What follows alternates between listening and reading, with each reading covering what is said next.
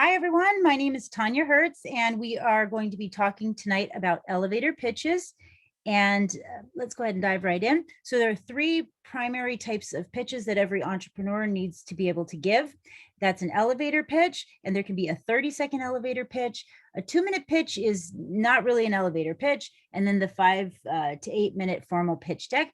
The 2-minute pitch is a shortened version of the formal pitch deck, and usually in a 2-minute pitch, you are able to share slides. In an elevator pitch, no slides, no props, nothing but your wit and your personality and your practiced pitch.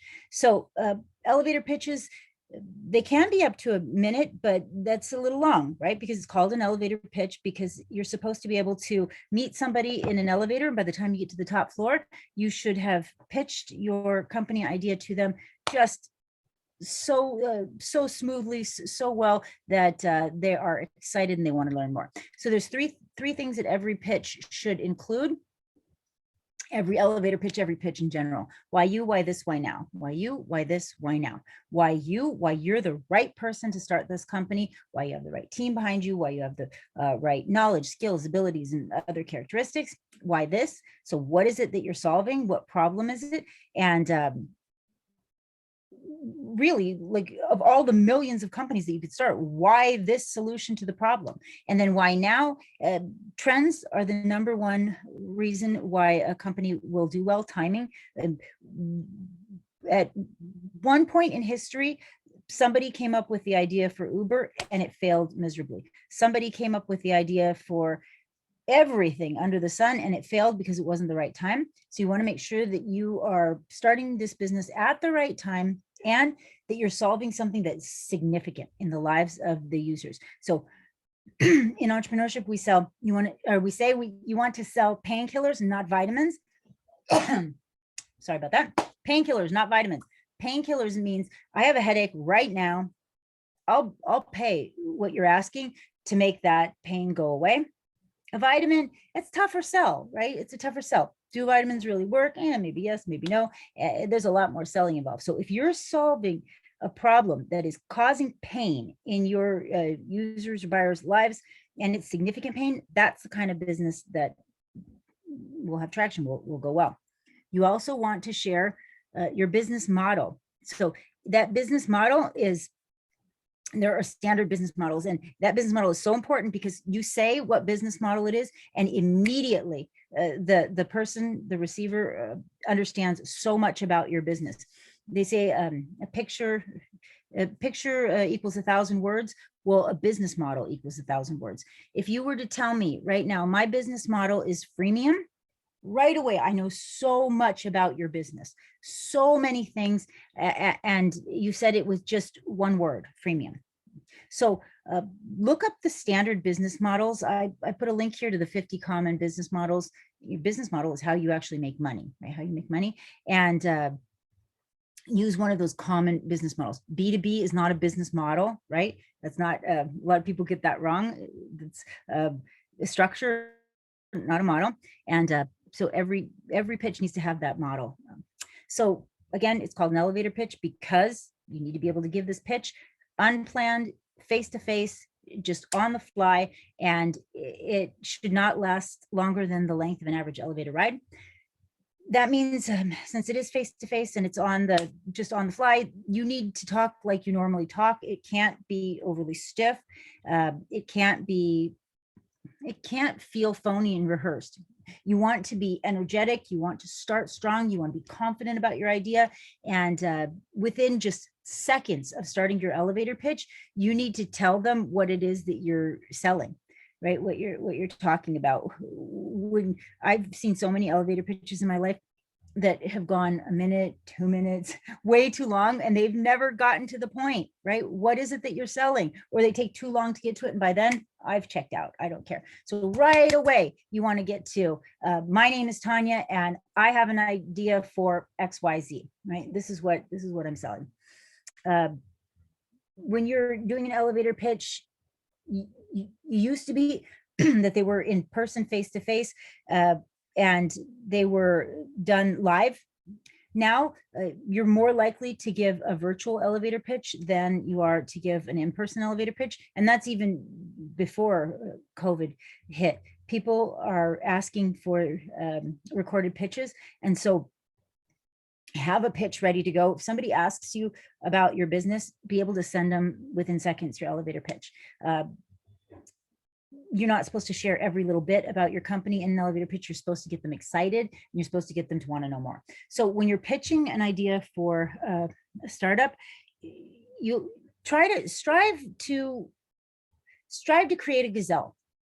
Yes, it's fine if you have an idea for a consulting business or a small business, that's totally fine.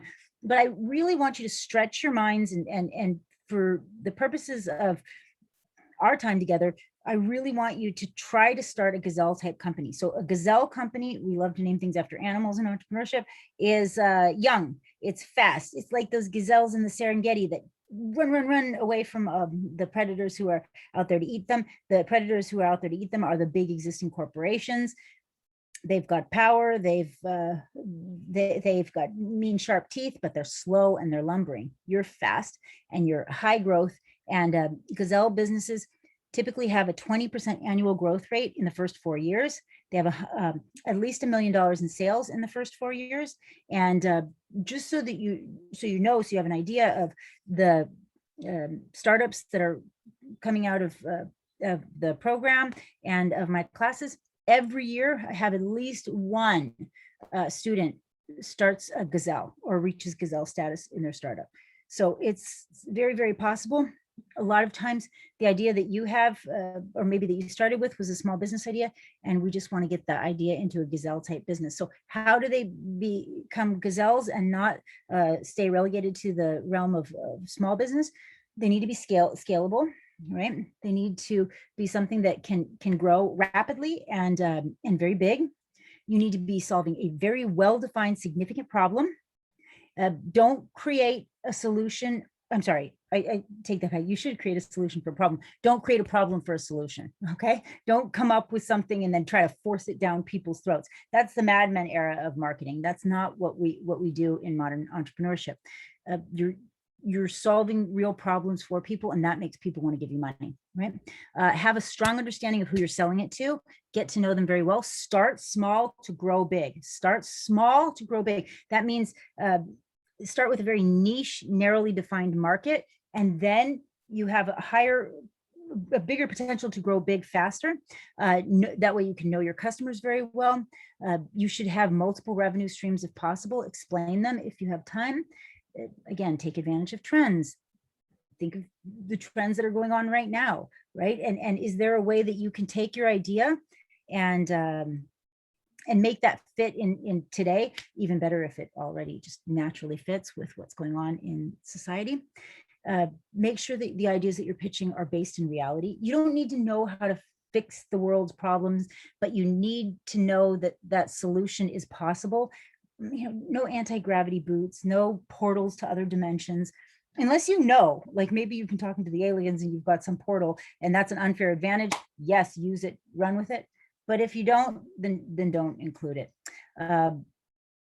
Companies that do the best are companies that tend to solve problems for people like you, but not be dependent upon you, right? So not like a consulting business. And the reason I say that is because you need to be able to grow. You need to be able to scale. So of course, every business is dependent on you for the first few years of its life, but it needs to have something else in there in that model other than just me doing my thing, right? It needs to not be geographically localized. By that, I mean, you need to be able to do this everywhere. It can't be specific to one area, right? And you can usually take an idea and take it outside of the geographical boundaries if you are smart about it. But you need to think about it from the beginning. Take advantage of trends, have a way to start small with little or no money while simultaneously being scalable. Those companies that can start with almost no money are the ones that end up being the multi-million-dollar companies within a couple of years. If you need a couple of $1 million to start the company, those companies don't do well. They don't do well for many reasons, but primarily with for entrepreneurs who don't have a lot of experience, you're less likely to get those big loans from people. And I'm always telling you, you'll hear me many times, there's riches and niches, start small. And it's not because I want you to be little or think little. It's, I want you to think big. I want you to be big and grow fast, but you need to have a way that that business can sustain itself and can make money while you're growing. Okay. So it's a good idea to monetize your business in multiple ways and have multiple revenue streams. These are the most common revenue streams. Obviously, direct sales, whether that's direct to consumer, D2C, B2B, business to business, wholesale, retail, e-commerce, whatever that is. You'll want to explore if there are various channels. Advertising space, right? Affiliate marketing, selling those ads on Facebook or on YouTube. It's getting harder and harder to make money that way. Agency, commission structure, right? Licensing, right? Freemium models, pay for premium. So you give your free service, they pay for upgrades. Lifestyle, branded merchandise, right? Make your rec logos and sell your rec merchandise. And then of course, data. Now, for you to make money on data, you need to have a really big base. And so that typically doesn't happen that first 6 months to a year until you really build out a base of tens of thousands.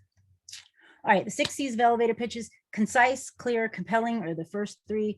Concise, keep it short. Albert Einstein said, a genius is able to take something complicated and make it simple. Don't try to impress people with your big words. All you're going to do is make them check out and not want to listen to you. Keep it clear. So we need to understand. Keep all the acronyms out of there. Keep the industry terminology, the jargon out of there. And really, it just makes you seem pompous and not somebody that people want to do business with. If people are going to give you money, they need to like you, and so be likable. Compelling, so widespread problem, so aspirin, not vitamins. Oh, to make things compelling, stories, narratives, they really, really do the trick. If you can tie this to somebody that you saw with the problem, that you know the problem, if you've experienced the problem, you can share that. Those are the kind of startups that tug at your heartstrings and they make tons of money, however they're raising money. I keep thinking back of one of the pitches I saw, and it was a company, and they were bringing experiences, virtual reality experiences, to children in the hospital. And the founder told the story of his little sister being sick in hospital, and like, seriously, I was trying not to cry. I heard people around me all sniffling, and oh gosh, it just tugged at our heartstrings. So if you can tell stories like that, that really helps. Credible. Why are we going to listen to you? If you can tell us about the validated assumptions where you where you actually went out there and did some research, that helps. Focus on your keeps, right? Your knowledge, experience, education, passion, personality, and skills that make you the right person to start the company. Avoid buzzwords like outside the box greenwashing, or whatever you are trying to do to sound like the flavor of the month. If they don't add value, don't add the words. Keep it conceptual, while at the same time conversational, so high level and concrete. So we don't want details. We don't want usually numbers, specific numbers. Better to say billions than to say 1.35. Right? And then conversational. You don't want to sound phony. You don't want to sound rehearsed. You don't want to sound like you memorized a script and it is a bunch of BS. People have good censors for BS. So yeah. So you need to hook them with the first sentence. Be open, be friendly, be real, smile. Record your pitch so that you can see where you have delivery flaws, and all of us have them, little idiosyncrasies. It's okay to bring notes with you, but do not read from the notes. Okay, they're just there for emergency use. In reality, you won't have notes, and people will just say, hey, Tanya, give us the elevator. They won't say elevator pitch, but they'll say, tell us about the business that you're starting. Boom, you have to have your elevator pitch ready to go. Never say sorry in a pitch. Fake it till you make it. Nobody knows that you were not supposed to do that. So pretend like you were supposed to do that, right? No one will know. At the end, leave them wanting more. And as strong as you start, let us know that it's over when it's over, and be prepared for questions. And then when you ask questions, when you answer questions, answer them quickly and clearly. Keep that confidence up. Confidence is one of those things that you cannot tell if it's fake confidence or real confidence. It's the same darn thing. So fake it till you make it. Some tenets of entrepreneurship, which I live by: perfection is the enemy of progress. Do not let perfection stop you from moving forward. Fail, embrace failure, try to fail every day. And that tells me that you're pushing yourself to the limit. And don't try to make money alone. Obviously, there has to be a monetary gain, but money cannot be the sole defining reason for you to be in this field, because you will burn out if you don't have some passion. So make meaning. Once you make meaning, the money will follow. It's something I live by. Some tips for success: tell us your name, tell us your problem, tell us your solution, tell us the keeps, all very, very quickly within the first couple of seconds. If you can include a story, people love that story. And here's some information about the rec, or where you can find more information about the rec if you have it. And I encourage all of you to pitch like crazy every opportunity you can, and you will go far. Yeah. All right, everybody, take care.